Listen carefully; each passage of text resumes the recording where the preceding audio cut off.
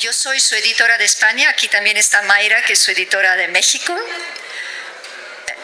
Me llena de alegría que el señor Gurnah aceptó hacer este largo viaje y venir aquí para poder presentároslo a todos.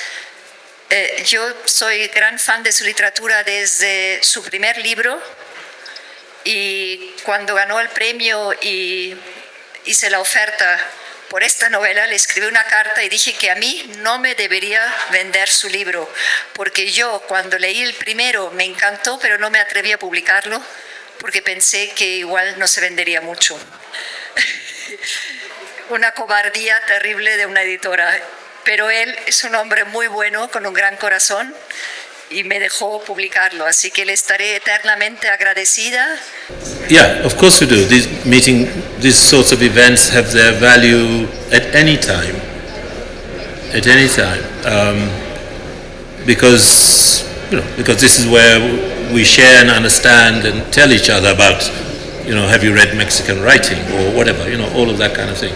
But also we share the things we value. So sure. I don't know whether. Listen, every age lives and thinks it's living through terrible times.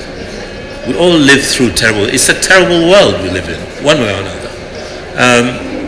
So, regardless of the kind of the preface, as you were to say, in these terrible times, such events are peaceful.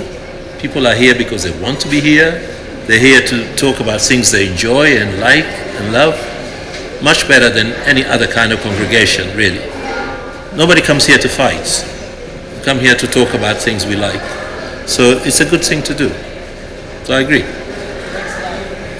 I would say, well, it's not true. Not in my case, anyway. Because I have a new book coming out in March. And I'm already working on a new book. So, of course, time, because your life becomes interesting to other people, to readers. Books are being published in other languages. You're interested in meeting me, I'm interested in meeting you. All of that takes time. And of course it takes time away from the more comfortable way that I was living before. But on the other hand, there are benefits. The benefits of meeting new readers, the benefits of your work being disseminated, and this is what a writer wants, or at least this writer. That's what you want. You want as many people to read your work, to enjoy your work, and of course, if they want to meet you, then that's a joy too.